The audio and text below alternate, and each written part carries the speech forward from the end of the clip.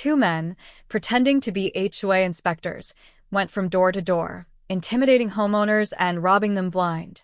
Their scam had worked smoothly until they made one critical mistake. They knocked on the wrong house. Confident as ever, they tried to force their way inside, flashing fake badges and asserting false authority. But what they didn't realize was that the man standing behind that door wasn't just another unsuspecting homeowner. No, he was a federal agent, and their little con was about to come crashing down in the most disastrous way possible. You won't believe how justice was served. It all started with a knock. Not a polite, hesitant tap like a delivery guy dropping off a package. Not the casual, rhythmic rap of a neighborhood kid selling fundraiser chocolates. No. This knock was different. 3 sharp, forceful pounds against the front door, so loud that the windows shuddered in their frames. This wasn't a knock requesting attention. This was a demand. Daniel Carter, standing in his kitchen, froze mid-sip of his coffee.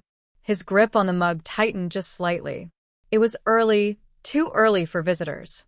Who the hell would be knocking at this hour? His first thought. Maybe a neighbor. Mrs. Calloway, 2 doors down, always had something to complain about, his truck being too close to her mailbox, his porch light being too bright. Or maybe it was that guy with the perfectly manicured lawn, always eager to remind the neighborhood about community standards. But then came the voice. Homeowners Association inspection. Open up. Daniel's body went rigid. His ears processed the words, but something was off. HOA? What HOA? He didn't live in an HOA. That was the whole reason he bought this house. No HOA rules, no petty fines, no clipboard warriors micromanaging his property. No one to tell him what color his shutters could be or how long he could leave his trash bins outside. This was his home, his peace. And yet, here were these men, standing on his porch, acting like they had some kind of authority. Immediately, his instincts kicked in. Something wasn't right. Setting his mug down with a quiet clink, he moved toward the door.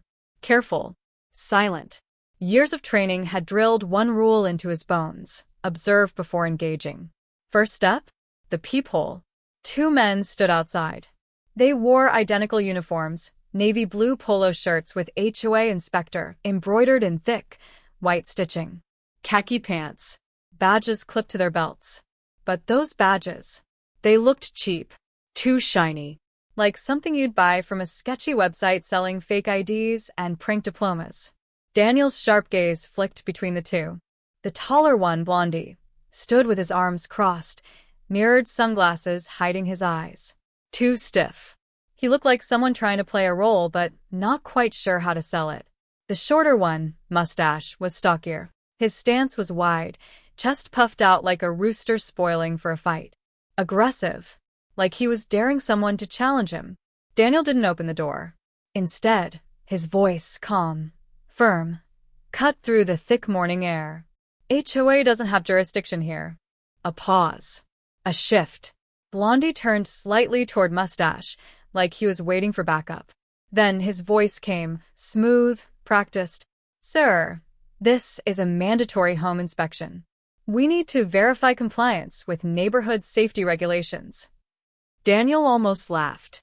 Safety regulations. What regulations? There were none. Another pause. This time, Mustache took the lead. He stepped forward, lowering his voice, trying to sound authoritative. Sir, you can either open the door, or will be forced to enter by authority of the HOA Security Division. And there it was. The moment the petty scam turned into something much, much worse.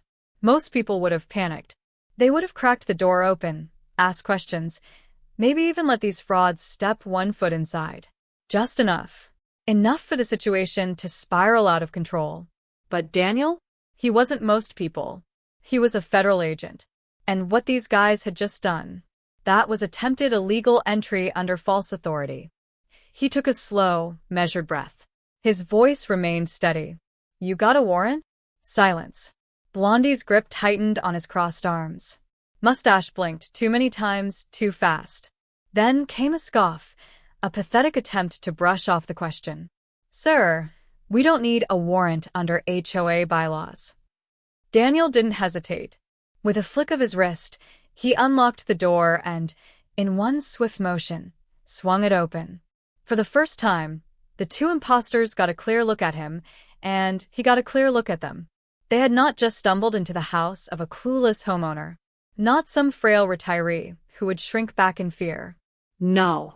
They were standing face to face with a federal agent, badge in his hand, gun on his hip, expression unamused. And just like that, they knew they had picked the wrong damn house.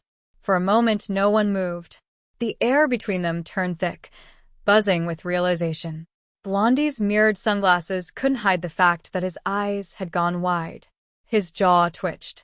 His lips parted slightly, his brain trying to process too many possibilities at once. Run? Talk their way out of it? Beside him, Mustache stood stiff as a board. He swallowed hard, atoms apple-bobbing. His fingers flexed at his sides. Tension rippled through his forearms. Daniel saw it, the split-second panic. That flicker of fight or flight. They were trying to decide. Double down? Or cut and run? Mustache was the first to recover. He raised his hand slightly, not in full surrender, just enough to hedge his bets. "This is a misunderstanding," he blurted out. "We were just conducting a safety check." Daniel stepped forward, slow, deliberate. Blondie instinctively took a step back. Just a small one, but enough. His back bumped against the porch railing, cutting off an easy escape. He wasn't in control anymore. "You know impersonating an official is a federal crime, right?" Daniel's voice was even, controlled. No yelling, no threats, just cold, hard fact. Blondie licked his lips. His head tilted slightly. He didn't answer right away, a stall tactic. A nervous tell. "Sir, where'd you get the badge?" Daniel cut in. Blondie's mouth snapped shut. Mustache shifted his stance. Too much hesitation. Too much thinking. Daniel knew exactly what that meant. Liars always overthink their next sentence. Blondie exhaled sharply, forcing out a weak, "Sir, Wrong answer." Daniel didn't wait. His hand moved behind his back. The sharp clink of metal. The sound of handcuffs. And, in that moment, everything changed. The handcuffs came into view. That was the moment everything snapped into sharp focus. Mustache moved. A flicker of desperation. His hand shot toward his waistband. A weapon. Daniel didn't hesitate. Before Mustache's fingers could even brush the grip of his gun, Daniel's firearm was already drawn, already aimed, already locked onto its target. "Don't." The word wasn't a request. It wasn't a warning. It was a command. Mustache froze. His entire body tensed, fingers trembling just inches away from his weapon.